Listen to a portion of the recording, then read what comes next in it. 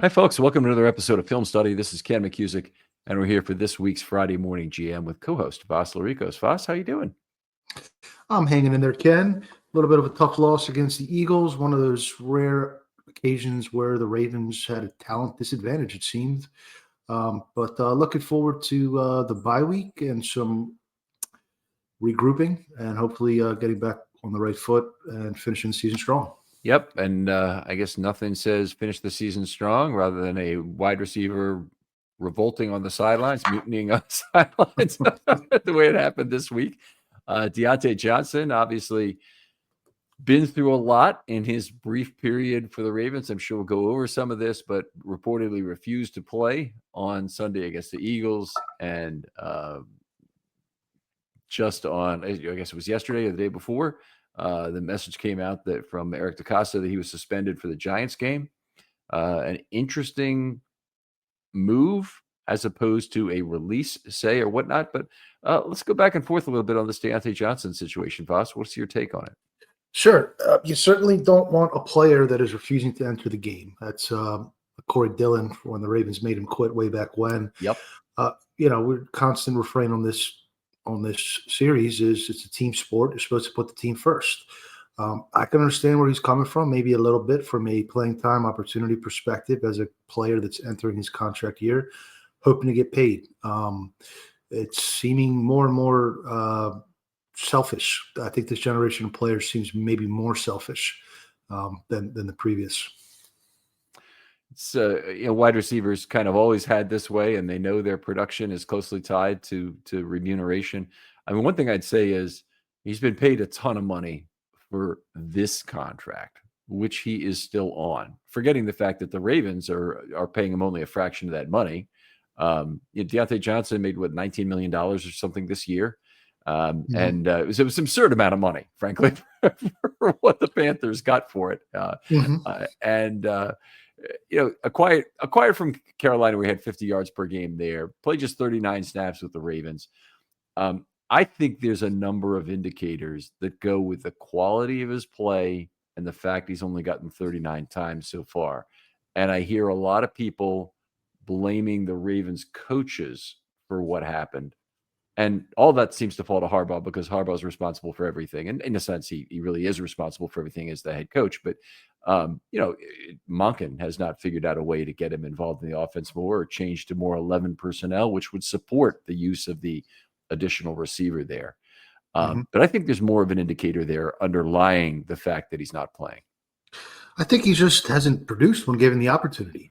The best way to get more opportunity is to catch the ball when it hits you or run the right route. So it gives Lamar enough, leeway or runway on the sideline so that you're earning more opportunities. I don't really see coaches bench players that are producing at a high level.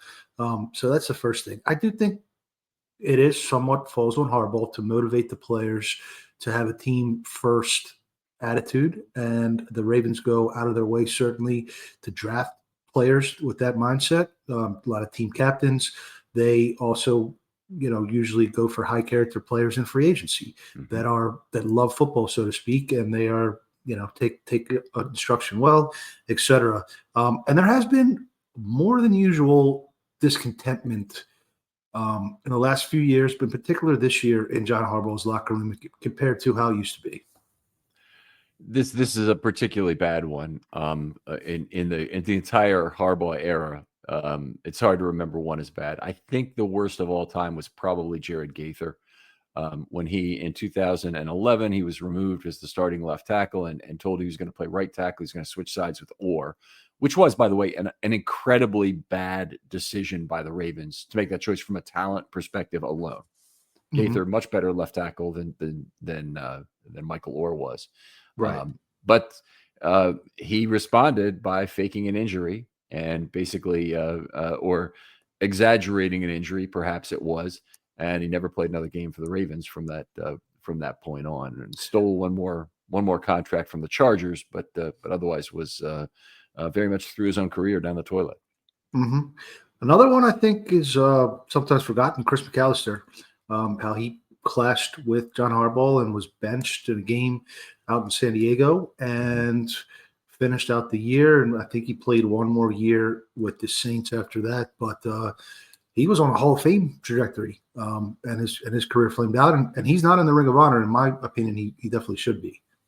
Earl Thomas would be the other big one, and Mhm. I still Earl Thomas, a much better player and a much more important contract to come through for the Ravens, and claimed he had was late for a meeting because he had to wash his car. Right.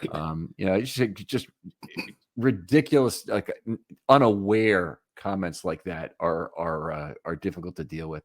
The Orioles in the 1970s had a catcher named Earl Williams who frustrated the hell out of Earl Weaver. Earl Weaver's book, it's what you learn after you know it all that counts. Great management textbook, by the way, if you just want it for Mhm. that. But it's a fantastic book. I think it's about 17 pages devoted to Earl Williams. I thought it was 8 originally, but there's all these stories about they passing each other as Williams is going out into the middle of the night at 1:30, to go out, and Weaver is just getting back to the hotel. Just some utterly strange stuff. So the Deontay Johnson saga is probably not as bad as either Gaither or Thomas. Or perhaps McAllister as well. McAllister missed a game in San Diego because Right. he had to be sent home. Yeah, that was pretty awful. That was before Harbaugh's tenure, but it was very awful. Anyway, the whole the Johnson thing. I if there were more money on the line, I'd probably be there'd be more of a different tone to my voice. This I'm kind of laughing at a little bit because he was just a guy brought in to be a backup who's, honestly earned the number 5 spot in this set of 5 receivers. In Mhm. this set of 5 receivers, I mean, Aguilar, Wallace, they both outplayed him. Aguilar in particular, if you include last year, but Aguilar even this year has outplayed Wallace. He's outplayed Johnson. In terms of what he's done, he's at 7.5 yards a target or so. Johnson has never really been good in his career in terms of the metrics that matter in terms of performance. Yards per target, he's always been exceptionally low, 6.7 his entire career. He's at 5.8 this year. He's been, obviously worse than that with the Ravens at 1.2 yards per target. The only way he's ever succeeded is when he's been in a high volume offense, and he got 170 targets in the waning days of Roethlisberger, when Ben was throwing all these short passes, all these little bubble screens and whatnot, and Johnson was doing what he could with that, and ended with under 7 yards a target that year, I believe. I'll have to look at that too. In his 1,100 yard year, yeah, he had 6.9 yards per target that year. I mean, all I can say is if you get 170 targets and he got 169, so let's be accurate about this, you better get 1,100 yards. You better get 1,100 yards.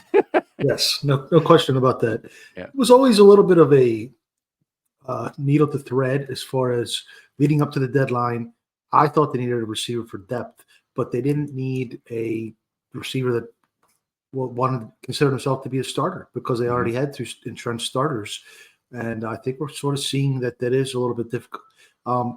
Aguilar did not have a very good game against the Eagles, so I will note that.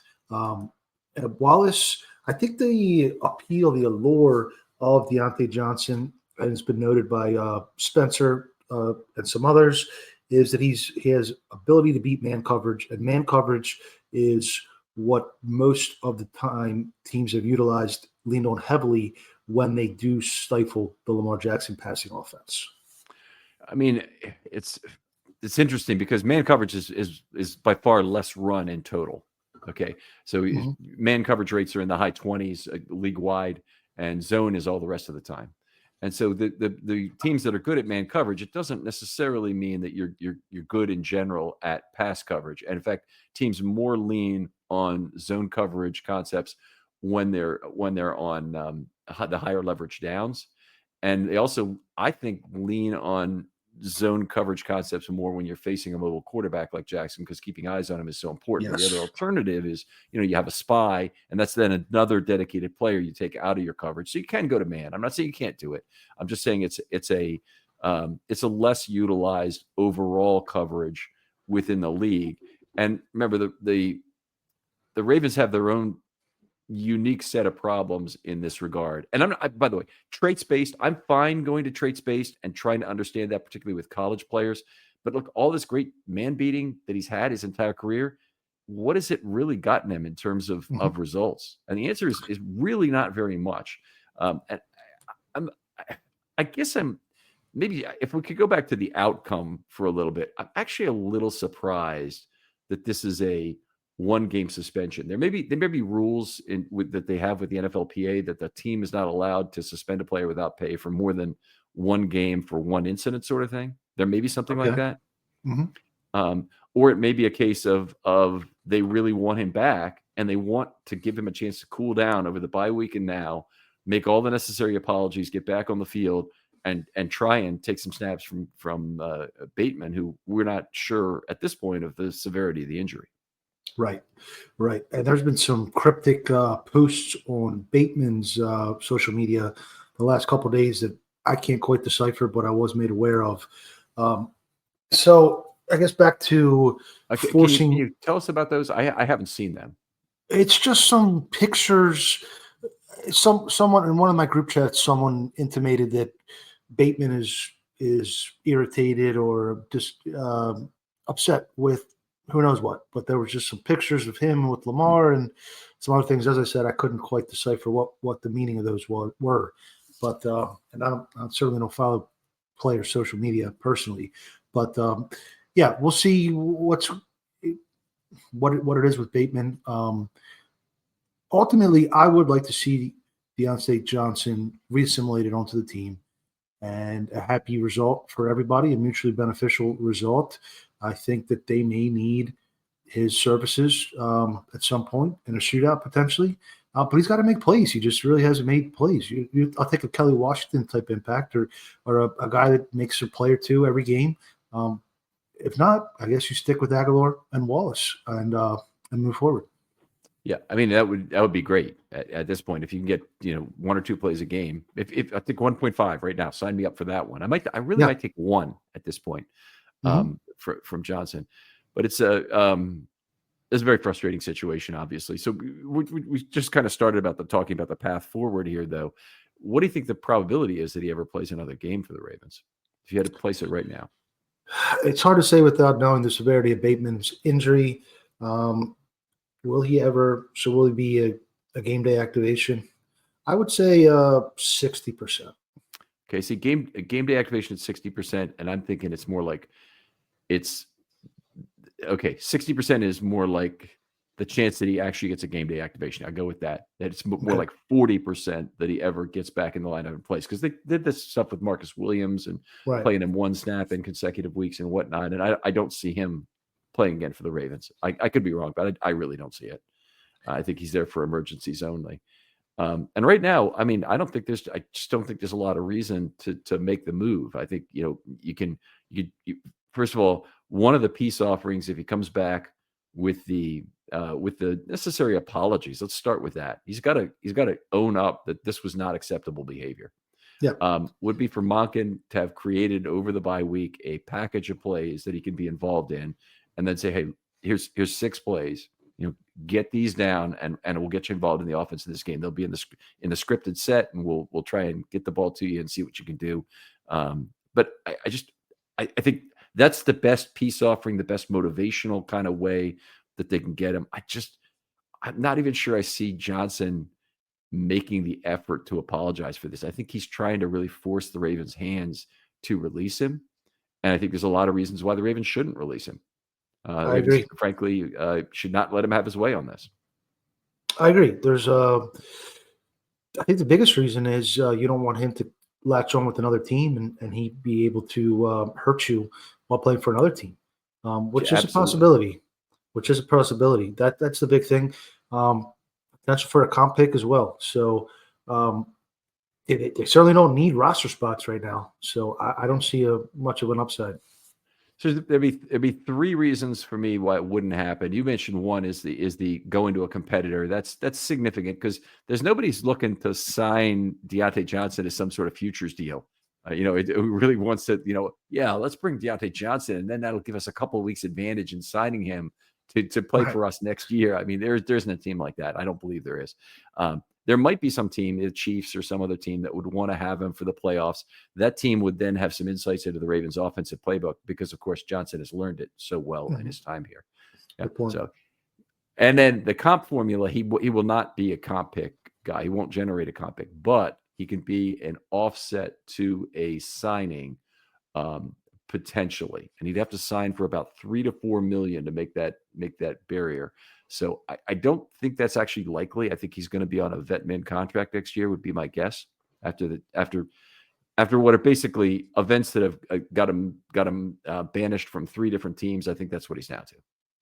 So yeah, honestly, I think he's an overrated player. His name is more than his actual ability. All right, fair enough.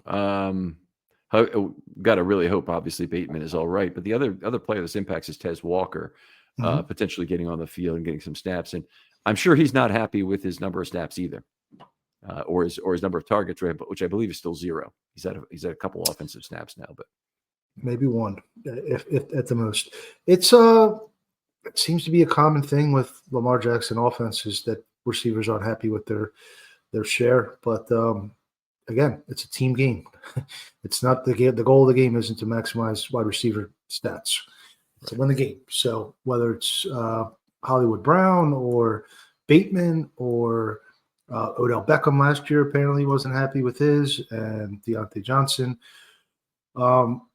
it is what it is. I think you need a guy like Aguilar, maybe Aguilar's mentality to really be your number 3, maybe with some better hands. A player with that type of guy. It's incredible that Aguilar really seems to be the maybe the leader, maybe the individual player who could most get through to a player like Johnson. I mean, they're both wide receivers. Aguilar's been in this point and obviously been up and down in terms of production, played with some crappy quarterbacks, played with Lamar Jackson, knows the benefits of playing with Lamar, and has had, one of his best career seasons here, even though it wasn't super high volume. It was a very fine season. And apparently let him stay at his house when he first showed up to play here. I mean, he'd be a natural to try and get through. And he's the guy he would lose playing time to. Right. Aguilar would potentially lose playing time to Johnson, is what I mean by that. Yeah, and Lamar too. I think this is where Lamar, and we saw it, I believe it was 2 weeks ago, where he seemed to kind of grab the leadership mantle and say, if I hit you in the hands, I expect you to catch it, and sort of acting like a really veteran type of guy who's been around the league now for a while, and he should be able to get through to Johnson too. I believe they're both Florida guys, and I know Lamar they seem to have a good rapport at least. So we'll see what comes, but certainly player not entering the game and then getting suspended is unusual for this franchise, and hope it turns out well in the end. Okay. All right, let's move on. We got some post-bye health status to talk about because a few things are going on. Kohler and Millette, by the way, have both gone to IR, and they can return for the playoffs for certain. They might be able to be back for week 18. I don't know I think week 18, 14, 15, 16, I think that's right. I think it would be week 18. And neither of those resulted in an offsetting move to take that roster spot. So the Ravens are actually at 51 right now. And one of the segments that we usually normally do in this show is to kind of rank who's next up to be cut. And on some very deep Ravens teams in the past, that's really been a hard kind of decision to make. You got bone to cut through, basically, kind of thing. But the Ravens don't have a lot of walking wounded right now, so they're not trying to protect a lot of guys. And they are actually in pretty good shape health wise. And they have these 2 open spots. But I think this is 2 weeks of 18. Effectively a vet min salary that they save. So looking at this is like a couple $100,000 in cap that they created by leaving those roster spots open. Yeah, that's an astute point for sure. There's no reason to. They don't need to fill it, certainly during the bye. And there's not players that are, chomping at the bit to help the team either. So it makes sense to me, perfect sense. But obviously, once you get back into game day preparation after the bye, I think I would expect them to get back up to 53 one way or another.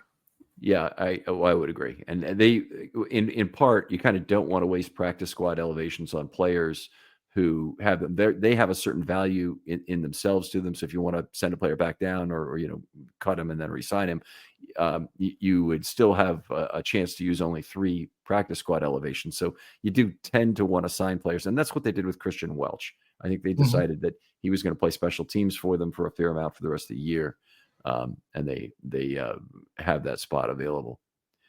Speaking of some other linebackers, Roquan Smith back and healthy, named the Walter Payton Man of the Year nominee for the Ravens today. Played big against the Eagles. I thought played pretty well. Certainly would be happy if we got that play for the rest of the year.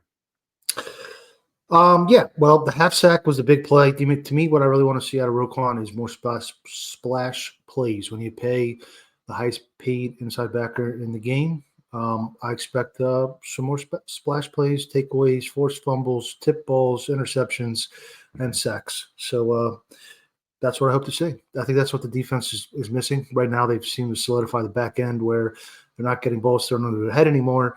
They're limiting big plays. Now the next step is to start generating more takeaways. One of the things that should help Roquan make more big plays is the return of Travis Jones to a really healthy status. And I believe Michael Pierce will probably be back for the Giants game. They could actually activate him the week after that.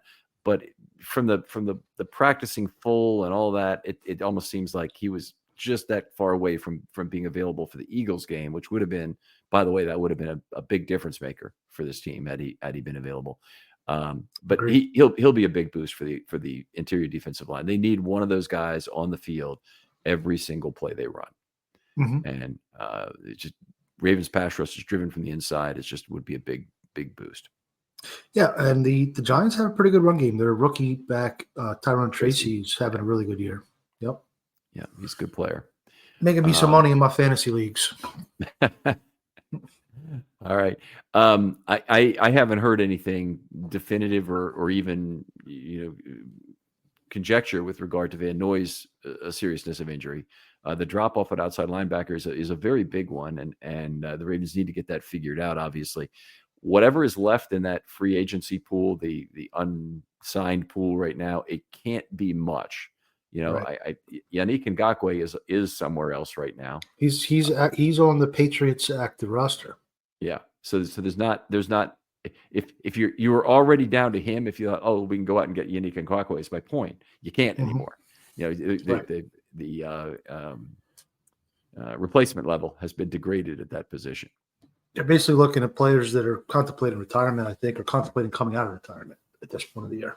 Could be. And we still might have a surprise where somebody is released to seek a Super Bowl ring kind of thing, where some team owes them a little bit of money at the end of their contract. And we might get some value from a player like that. It's conceivable. Those players always seem to go to the Chiefs for whatever reason. Ring chasing. Obvious reason. Yeah, well, but they could do that in Baltimore too, in theory. But right. But it's just that they want a 27% chance to get a ring instead of a 20% chance to get a ring. Then But without Van Noy, certainly taxi outside linebacker core. Davius Robinson over 90% snaps. That was maybe the highest mark I've ever seen from an outside linebacker since I've been looking at the SIS site. Well, the Suggs had regularly had numbers over that. In fact, in his full season, I think the year he won DPOY, he played at 95% of the snaps. Yeah, in 2013. 11. Yeah. Oh, 11. That's right. Yeah. So anyway, some other injuries we talked about, and I guess the big one is Keaton Mitchell being inactive. A weird move. Harbaugh didn't completely explain it. He did talk about it a little bit. I said, serious knee injury. I just want to give him some rest, and I want to see what Rasheen Ali can do. I'm not sure those 3 things put together. I completely agree. I think there might be some regression or condition about Keaton that they were concerned about in this particular case. If that's the case, it could really endanger the rest of the year for him. But he was not on the injury report. I think that makes a good bit of sense. Why have they kept Ali around all these weeks now that Keaton's been back? Ali did have a pretty decent kickoff return, but I think that makes sense. It's odd to rest a player the week before going into a bye. You'd imagine that 1 week would be good, not 2. it was a pretty serious, pretty bad knee injury, and we weren't sure when he was going to be able to come back. So time will tell, but it really would be nice to get his playmaking back on the field if he can get back up to speed. When Dobbins came back from his knee injury, and I don't think Dobbins was as serious, but he tried to come back too early and had some scar tissue issues that remained, and they had to be cleaned up with an arthroscopic procedure that kept him out additional weeks once he was, back. And I hate to speculate about this, but I'm thinking about Keaton Mitchell. I'm thinking there might have been cleanup work necessary to be done. Dobbins is back on injured reserve again for a knee. Yep. So, that he suffered against the Ravens. Yep. All right, let's move on. Tampa and Hardy, really the only players on IR that are still a chance to come back at this point. Kolar and Mollett, I guess we would add to that, but they're at the very end of the year. In any case, the point being, the Ravens are not in any danger of running out of IR DTR spots right now. Tampa apparently will return. Hardy, it would be my bet that he does not return. I don't know where you are on that at this point. I would agree, although moving on from Deontay Johnson would make that more likely that he would return. But, to me, the one you really want back is Kolar, if you can get him back. Mollett, I think it was a questionable move to bring him back, considering they had so many options, and I thought they overpaid a little bit for his one-year wonder type of season. And I'd probably expect Mollett to stay on IR and be gone from the team next year. He's one of the few, easy harvestable cap dollar savings that they have. So I think that's probably correct. All right. We mentioned they had 2 additional. Let's spark something uncommon this holiday season with just the right gift from Uncommon Goods. If you haven't finished your holiday shopping yet, don't panic. We've got a secret source for incredible original gifts, and that's Uncommon Goods. They've got unique, hand-picked gifts for everyone on your list, all in one spot. Gifts that spark joy, wonder, delight, and that it's exactly what I wanted feeling. Somehow, they know the exact perfect gift for every single person you know. Whether it's a football fan or a book lover, they've got unique gifts. Myself, I got some drinking glasses that have the blueprint of Camden Yards on it, as well as some nice ceramic ice cream bowls that are the shape of the Baltimore Orioles helmet, just like the plastic ones you get from the stadium, but I keep them in my cabinet, specifically for ice cream after those Oriole wins. So when you shop at Uncommon Goods, you're also supporting small artists and independent businesses. Many of their things are handcrafted, made in small batches. So go ahead and shop now before they sell out this holiday season. To get your 15% off your next gift, go to uncommongoods.com/ravens. That's uncommongoods.com/ravens for 15% off. Don't miss out on this limited time offer. Uncommon Goods, because we're all out of the ordinary. Just some questions from the audience here. We got quite a few lined up. And Vas, if we've done any of these before, I tried to take them and copy them over. But if we've done some of these before, you stop me in terms of doing this. The first one is from Alec Poulianis. Says, going into what would like to be your opponent's final offensive drive. Okay, so this is your opponent has the ball. Would you prefer to be up 3 or 4 points? And he says, for me, it would be 3 because because 4 brings out added aggression on offense, which I believe only hurts you. Interesting point. If you're telling me that this is the final drive of the game, I would agree with Alec. 4. I'm sorry, 3, because they're saying let's play for overtime, and your opponent isn't forced to chase the touchdown. If there's going to be another drive coming back to you, I'd rather be up 4 because if they score a touchdown, then you can send it to overtime with your field goal. So anyway, interesting question. I think one of the things that about 4-down football has become so dominant in the NFL is that when you're in negative territory, it's still a 4-down football game all the way down to about the 40-yard line. Field goals still keep getting longer, but still, I'd say the 40-yard line is a 58-yard field goal. Till then, you're playing 4-down football, and then after that, you're playing 3-down football, and that is an advantage. And I think your points are right about it. Things change very rapidly if there's any chance for redraw value on that on your situation if you have a chance to respond. All right, Minion Hunter, can you please speculate on the reasons why each of the backup offensive linemen are not playing, particularly Cleveland and Jones? I think Harbs likes his guys, and Harbs is a stubborn guy, and maybe gotten even a little bit more stubborn as he's in his 17th year now. I would like to see Ben Cleveland at least in a rotational role. It's been consistent on that since week one. I guess the other factor is continuity, and after the five fingers in the glove, they're playing together next to each other. They're getting better on handoffs and that sort of thing. But yeah, it's tough to say what's really going on there with Ben Cleveland, who was Harbaugh's handpicked guy coming out of the draft, that has just never really gotten an opportunity to play consistently. Very, very unusual that they've failed on the love of football so much with Ben Cleveland. And this is a case where the Ravens' legendary ability to ferret out these players who are a little bit selfish and whatnot. This is something I bet since Cleveland has been drafted that they're trying to more seriously dig into during their question sessions. And those interviews are apparently they're very interesting. I heard Ray Rice talk about that, and there's people from all around you are asking you questions, and it's a little unnerving, supposedly.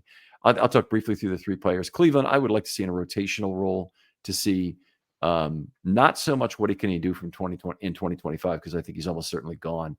But can he help the Ravens in the playoffs? And I think if they did that down the stretch, they could figure out they'd at least start the crowbar working on trying to pry Faalele out of there if that's the right move. In terms of Voorhees, I'd like to see the same thing. And in that case, it's not a matter of he's going to play better than Mekari, because I don't think he will down the stretch. Mekari's had his problems. He certainly had a terrible game this week, ton of penalties in total, but his overall play has not been bad. And frankly, the Ravens have been fairly lucky with the results they've gotten from him. I think that if they went to Voorhees, they'd get a sense of how ready he is to be handed a role in 2025. And that would be what I'm looking for. I wouldn't be looking to replace him for the playoffs at this point. I think they've gotten through most of the danger of injury at tackle. I say that, and boy, just watch what might happen. But yeah, there you go. And with Josh Jones, I would like to see rotational play at right tackle as well. I think there'd be value there. Keep him a little bit fresh. I don't think that he's a guy that you need to have. You're worried about the playoffs, and he's not a guy you're worried about 2025 either. So it's just a matter of wanting to see maybe what you have, so you can make the best plans you can have for the postseason this year. Do you think that Mekari's relative lack of size next to Linderbaum's relative lack of size is harming Linderbaum in recent games? I think it's hurting both of them, and we see it in a game where they play an enormous front like the Eagles, they just did. That a player like Jordan Davis and Milton Williams, who's Milton Williams is a good player, but he's not the guy who should have all those pressures in a game that he had. I mean, it's just is a very big game for him. And I felt a lot that was an A gap that could get bombed. I also felt that in particular, Linderbaum is extremely well suited to play between two large, lesser athletic guards, and the Ravens have those guys. They're just not willing to play him. Voorhees, by the way, presents the same problem for Linderbaum being a little bit of a smaller frame and whatnot, even though he's 6'5". Yeah, doesn't have the sand in the pants. Dovetails into the next question from Kid Rock 20 very well.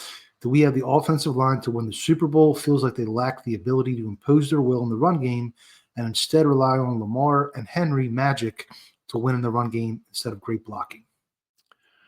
I guess I'll start with this one and just say that it's the Ravens need to get another tight end in there who can block so that they can use Ricard in the backfield to really bring back point of attack blocking and succeed at that. I think they can do that well if they have Ricard back there. I think that he's really the key player. They look so bad zone blocking against the Eagles. The Eagles just were basically throwing bodies wherever they felt like in this game. Crossing faces, going behind people, just get out of my way. It was basically from the defensive lineman. I just can't see them sticking with the full set of run concepts if they face the Eagles a second time. And I'm trying to think about who else they'll face that is as big and as athletic as the Eagles, because there's probably no one. But maybe a team like the Detroit Lions with Ayla McNeil and others who might give them some trouble as well. McNeil. Yeah. Lions defense has been ravaged by injury. Mhm. I kind of like Green Bay tonight, to be honest. As we record on Thursday, 4.2 yards per carry for Derrick Henry versus the Eagles is not up to his standard this year. Philly and Howie Roseman have demonstrated how investing in the trenches at the expense of linebacker can still result in a pretty good run defense. Gordon McGinnis had a comment after the most recent game that the Ravens offensive line is good enough against average defensive lines, but the guards can't hang against really good defensive lines. And I think that's probably true when we see the Steelers have success, the Chiefs have success, and now the Eagles have success getting bottling up the run game and getting the offense off track. Mhm. Yep, I would agree with that. The funny thing is, and it's not funny, could have been a lot worse than it was, but the Ravens won snap count 71-54 in this game. So the fact that the defense kind of did their job to a certain degree, still got manhandled, I thought, by the Philly offensive line. But they also it didn't get any big plays out of Jalen Hurts in this game. They also didn't get any real negative plays, and that's what the Ravens needed. They needed to put the game in Hurts' hands and have him lose it to them. Kind of sucked. All right, time of possession by 6 minutes, I believe. Kid Rock 20, another question. Can you guys explain Ali over Keaton Mitchell, that decision? Am I missing something obvious? I think we already touched on this. I don't think there's anything obvious about it, but whether it was a rest or a flare-up of the knee injury. Yeah, I would agree. I don't think we need to say anything more. Isaiah says, dang, Ken, it hurts seeing Marcus May get an interception his first game as a Charger. That's just a statement that you're absolutely correct. It does really hurt.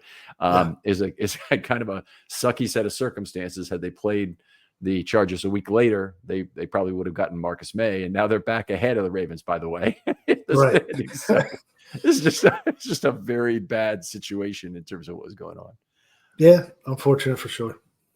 Felix Billington, the last question. With the way Stone is playing, I think he's a potential cut candidate for the Bengals. He's absolutely right. You're absolutely right, Felix. This offseason, could you see him being the fix to our free safety issues next year? Well, if he's a potential cut candidate after signing a big contract, he's got the question how well he would be playing next year, I think. I never considered Stone a free safety. I think he's a split safety at best. Could he be the third? Would I like him to be the third safety next year? Sure. I think could maybe reclaim what he had last year. Mike McDonald had him, in the right place at the right time, and he got his hands on the ball and caught it. But as far as a starter, I would not be too optimistic. Effectively would be a commitment to playing him, I think, in most nickel packages. And the Ravens have some cornerback depth this year. They're going to lose some of it in Stevens. Armour Davis, we don't know if he'll make the team next year. He might, but that'll be a question. So really, I think it's a right player, right place situation for Stone for me. There is a price where I think the Ravens will get more out of Stone than the Bengals did this year, certainly. Mm-hmm. But the question is, is Stone willing to play for $2.5 million or maybe less next year? Yeah, I would not be. The unfortunate thing is both Kyle Hamilton and, in my mind, Darius Washington are best suited closer to the line of scrimmage, but they're both forced to play on the back end. Right. I think you want a really natural safety, a natural rangy safety. Marcus Williams, when he was playing at his peak of his powers, that's the kind of guy you want. That's the kind of guy you need. You willing to expend your first-round draft pick on it? I would be, yes. Yep. Okay. Top 100 pick for sure. Okay. Well, fair enough. Let's see. Did we want to go over one other question here, or is that take care of us for the day? Yeah, we had the question, the topic for each other. As we're in the bye week now, we have an opportunity to kind of take a little bit of a step back from the week to week. And I thought interesting topic would be 3 players with the most to either gain or lose from a contract money perspective over the final stretch of the Ravens, who are on the Ravens right now. And okay. Go ahead, Ken. You go. You're up. I can go first, but I think you got some of the good ones here. Maybe you should go first here, just in the order these are. Go with your first.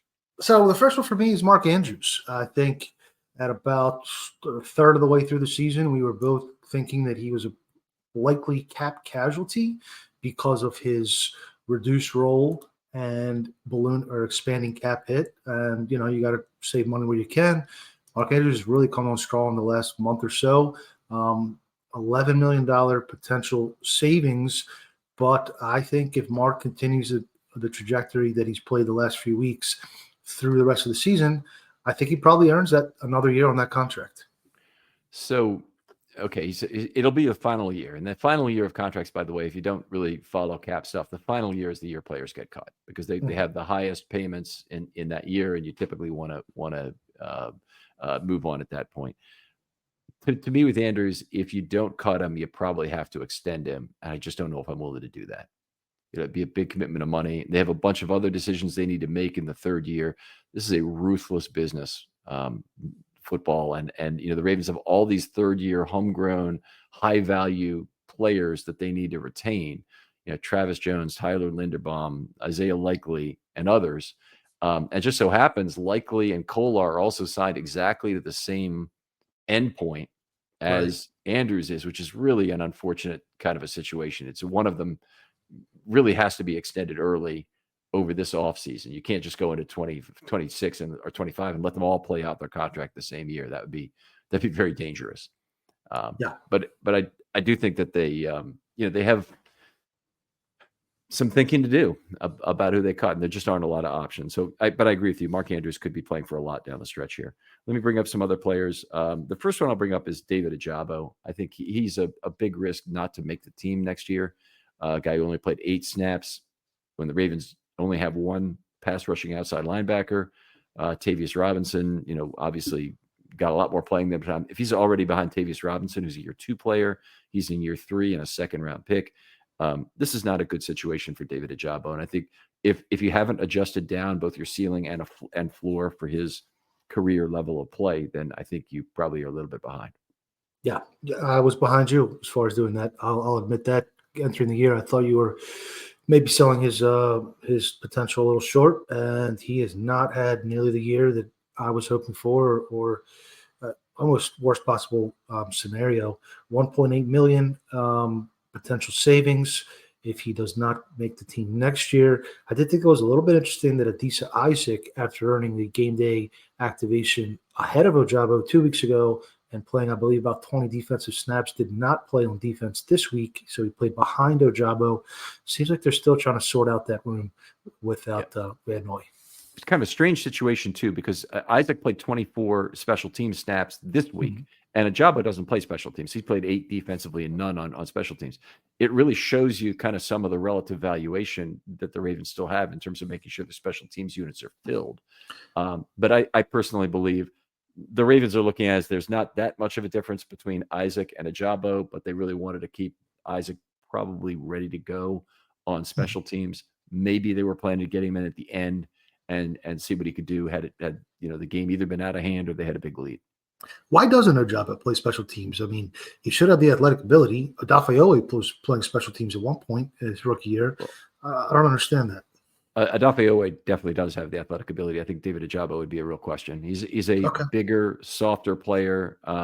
Doesn't run nearly like Owe does in terms of going down the field. And the linebackers that you get are on special teams are the really good linebackers who can run and usually can cover. Board and Judon and Tyus Bowser and players like that.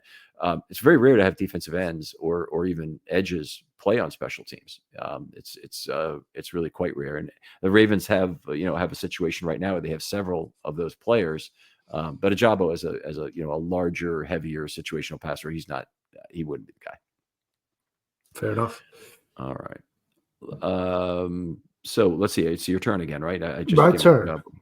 And I will go with Ronnie Stanley coming off maybe his worst game of the season. Obviously, this was a prove-it year for Ronnie. It was known entering the year. He's played relatively well, pretty well, I would say. Over the cap, currently values his play at $16.2 million.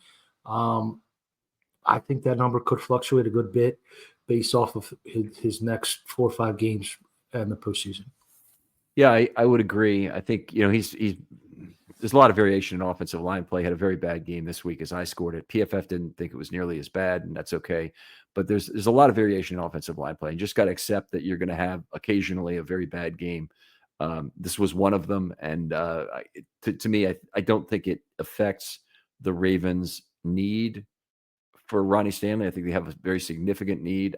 I don't think that I'm completely sanguine with the possibility of moving Rosengarten to the left side at this point. It might work out. I just think maybe another year on the right side would be the way to go. It's not like he's on a terrible position track relative to where I'd expect a rookie to be. I think he's right. He's right on target, even for a second round rookie. I'd say he's right on target.